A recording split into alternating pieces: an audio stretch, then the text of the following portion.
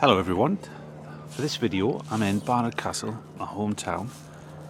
We're just behind the Bowes Museum, which is behind that police station over there.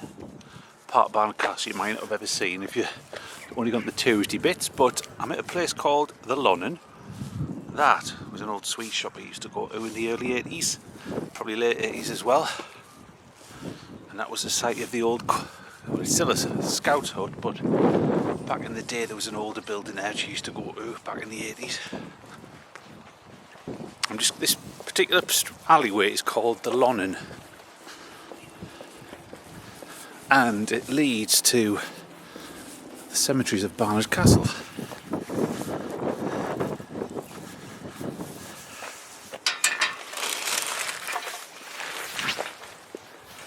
This is one of them, because the cemetery is three separate sections.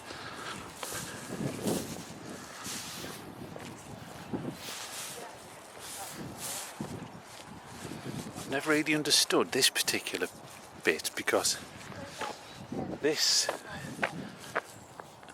are old graves from, look at these years here.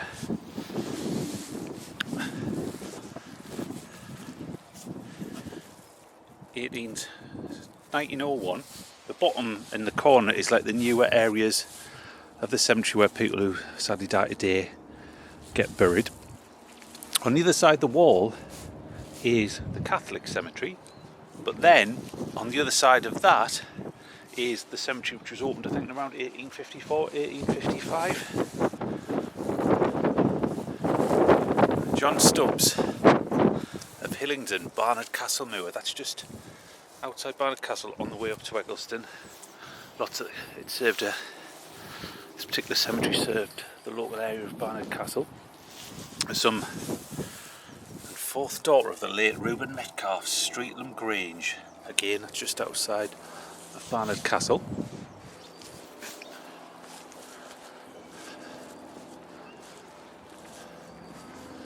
So there's even people buried here from like the 1990s in this old section.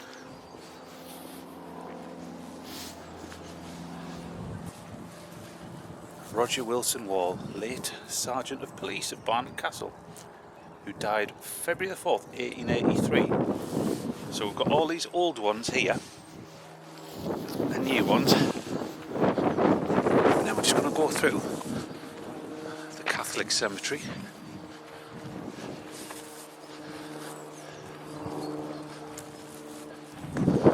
Teasdale names there, Bainbridge. Not far from the town centre of Barnard Castle. As you can see, there's hundreds of headstones in this particular area.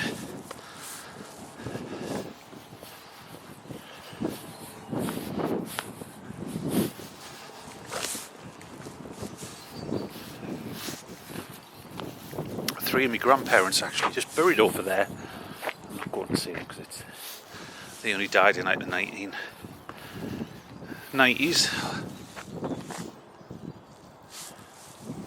I do go and visit them. I'm just not going to put them on the video because it's a bit too close to the present, and there's lots of other people I went to school with and so on who sadly have passed away in the last 50 years.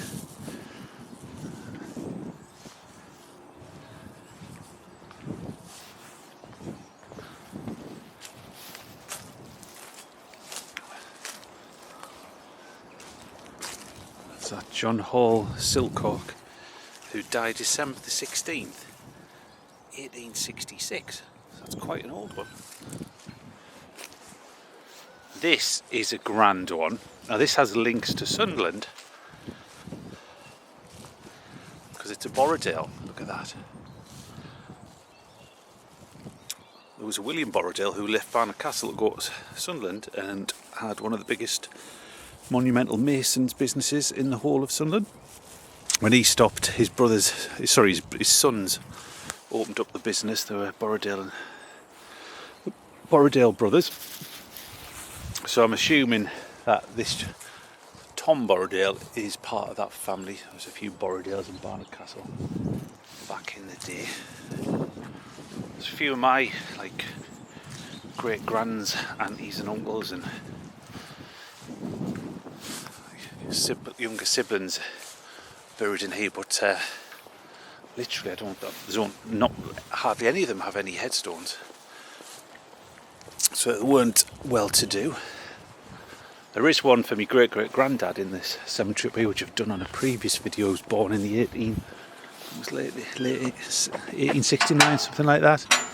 When the father died, they left Westmoreland and they came here. That's an iconic lane. That's the Lonnon. Put fear into anybody having to walk down there in a dark night.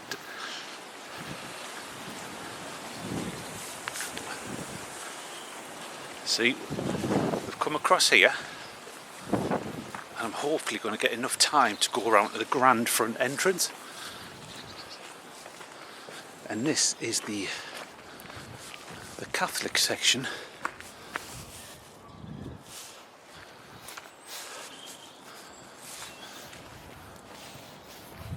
I think I've only ever been in here once in my entire life when I was looking for me family members back in the day for my family tree. I remember there was one really, it's quite stunning that. Don't know the story behind most of these. In Latin. That's a fine memorial.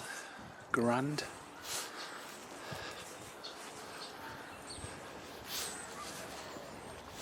It was a story about two boys from a place called Lartington, which is just outside Barnard Castle. I'm sure it was over here. With these fine tombs. God, look at that. Snowdrops are out.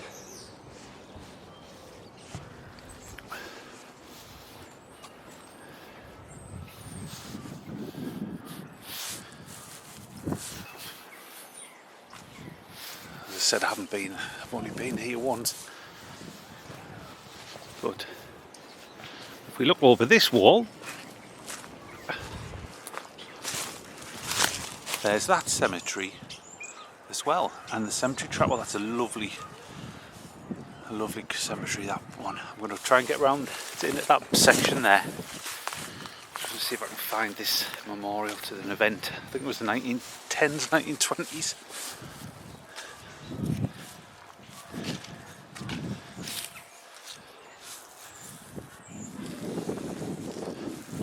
It was in a big square grave. Or was it this one here?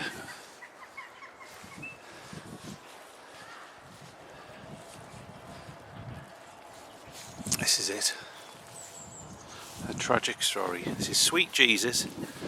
Give eternal rest to the souls of Edward and Ernest Smith, two brothers aged 23 and 22 years, who were accidentally drowned on Saturday afternoon, February the 9th, 1901, whilst crossing the ice on the pond at Lartington. Sacred Heart of Jesus, have mercy on them. Immaculate Heart of Mary, pray for them, rest in peace.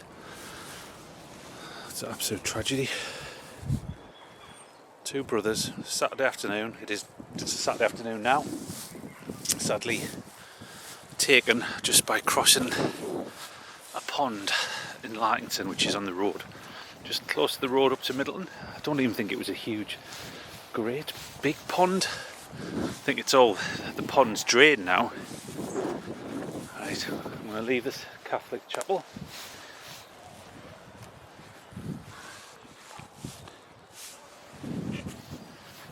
And go through to the...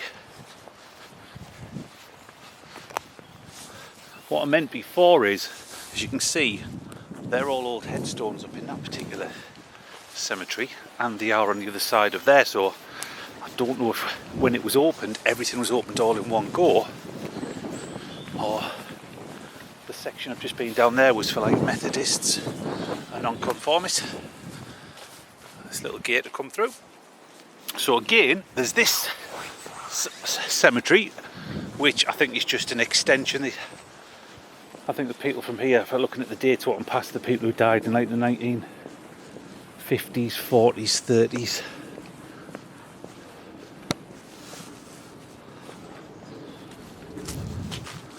I was going to say, my great-great-granddad's over there, Joseph Robert Gowling. He was the son of a tailor. His father died in Penrith, and the wife, my great-great-great-grandmother, Mary Gowlin, nee Fisher, she was pregnant, so she brought all the children across to Barnard Castle and started her life over here. So again, I've got this huge cemetery here, which on my last video I only managed to look at a couple of headstones because it is quite as big, as you can see up there.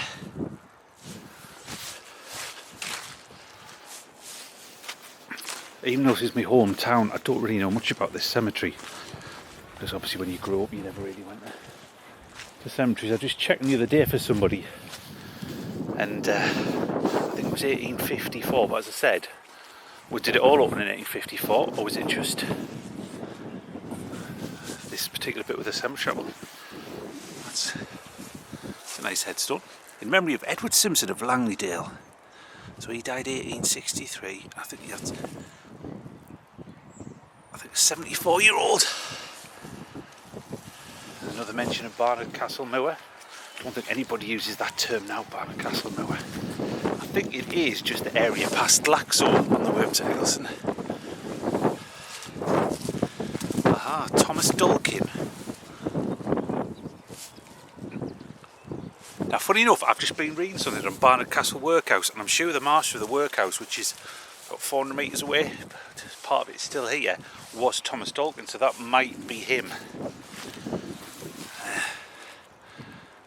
The late Robert Brotherton of Barnard Castle.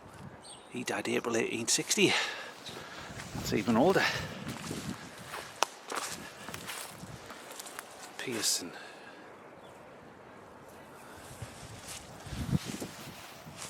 And there's a little headstone, just haven't got me torch, so I can't really read that. I think that's William somebody. You need a torch for that one. But there's the Catholic section I've just come from. And there's some more headstones under there.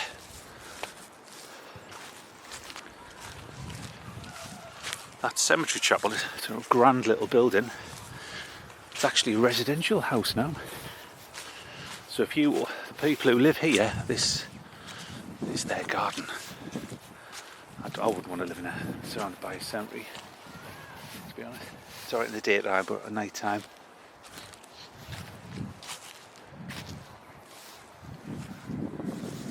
Some lovely stones.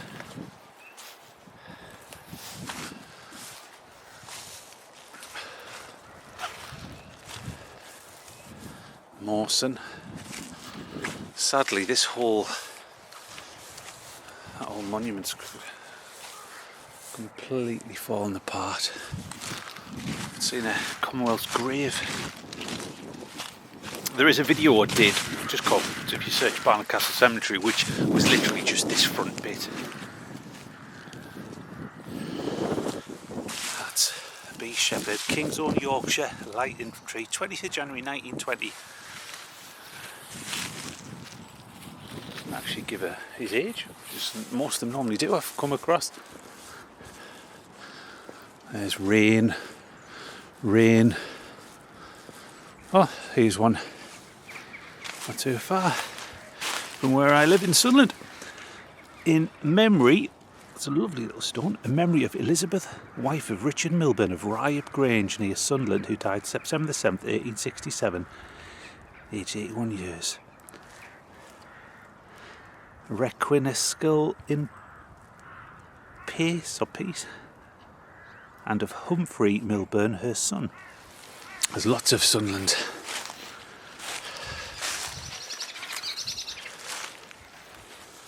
That's members of the Chat family. One of the Chat family, I think, ended up being a professional footballer.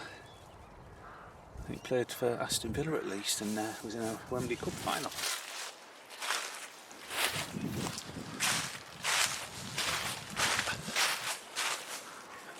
There's the cemetery chapel.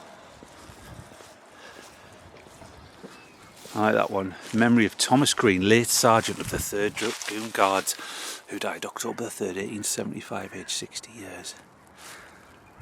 I wonder how far he went around the world in those Dragoon Guards.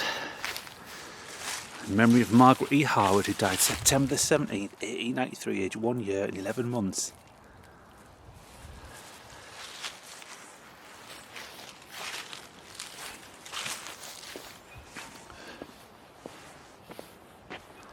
Another mention of... One thing I remember about visiting here was the amount of Great War memorials mentioned. When you come in at the front, there's loads of them. Certain I've never seen before. And look, that's a distinct headstone. George Scarrow, who died January the 29th, 1916, aged 50 years. That one's sadly on its side.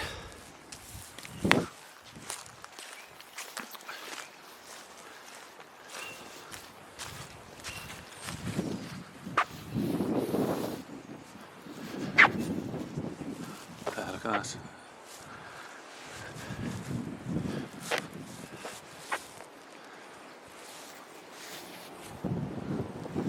Apologies if there's any crackling or on the back of it. I forgot to bring me ear mufflers when I came up today.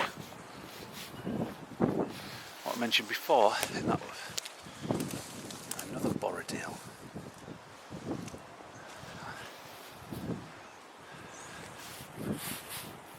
It's Joseph Kyle, I believe he was a builder.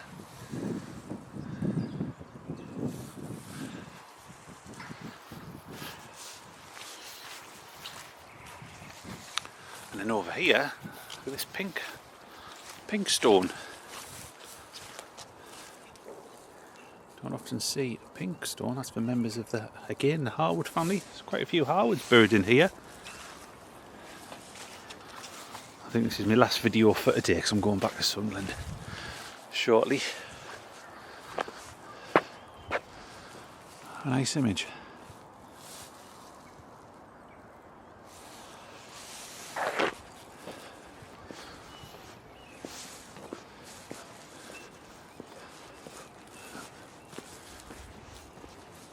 There must be a story there.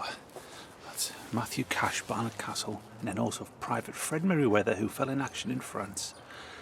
1918, age 20, another hero. And then at the bottom, Arthur Merriweather, who I'm certain would be probably his brother, died at Kansas City, America. I think Kansas City is in Missouri, whereas Kansas City isn't in Kansas, or is the two Kansas?